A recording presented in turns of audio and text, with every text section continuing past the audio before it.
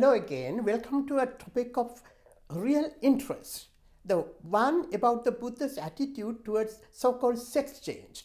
Based on the fact that the Buddha has talked about and expressed his viewpoints on topics related to every aspect of life, it would be surprising if the Buddha left out the topic of sex change. Yes, according to the ancient Buddhist text Vinaya Pitaka, the Buddha talked about sex change on two occasions. One time when a monk and again a nun went through the transformation. Now, this word transformation or the term sex change should be clarified. These are the two Pali sentences used to report what happened to the monk and the nun.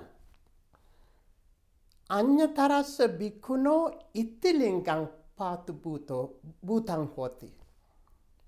Anyatarassa bhikkhuniya purisalingam patu bhutang hoti. A word-by-word translation is this. Anyatarassa bhikkhuno ittilingam patu bhavo hoti.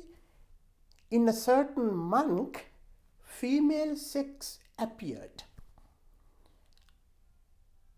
Anyatarassa bhikkhuniya purisalingam patu bhavo hoti. In a certain nun, male sex appeared. However, does it mean that a monk became a woman and a nun became a man with a complete change of their body or their sex organs? It is impossible. We know that it does not happen. A man cannot go through all biological changes naturally to become a woman, and vice versa. We know that it happens to some fish. Recent research has reported, but not to humans. Then what actually happened to the monk and the nun mentioned in the Buddhist text? The word linga used in the text has several meanings. One could be sex organ, two, sex signs, three, sex characteristics. So the two possible translations of Anyatarassa bhikkhuno ittilingam patu bhutang hoti are this. In a certain monk, female sex appeared. One translation. In a certain monk, the signs or the characteristics of female sex appeared. We should exclude the first one, since a man's or a woman's biological sex at birth never changes. It does not happen. Scientifically, it cannot happen. Notably, however, the signs or characteristics of the opposite sex can appear in a man or a woman. That happens when a person is intersex, which means that even though an intersex person is male or female at birth, the opposite sex signs would appear later in life.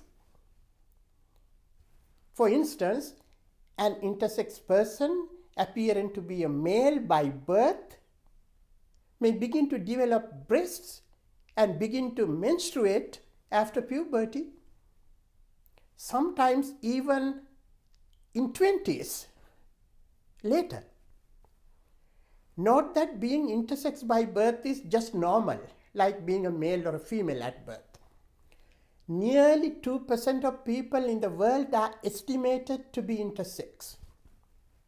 It means that around 150 million people in the world, yes, 150 million nearly, are intersex. In the USA, the number is calculated to be around 1.6 million.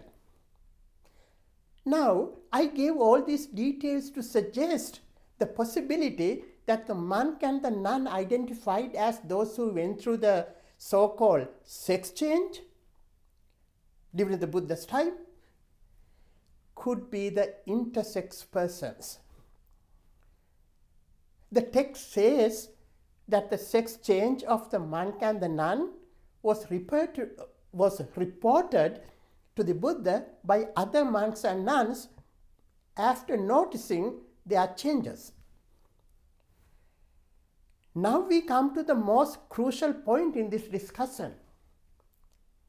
How did the Buddha respond to the two situations? Interestingly, the Buddha stated that the monk in whom appeared the signs of a female should be regarded as a female and should be allowed to live with nuns, bhikkhunis. And the nun showing the signs of a male or a man was allowed to live in the company of monks. That is the only difference.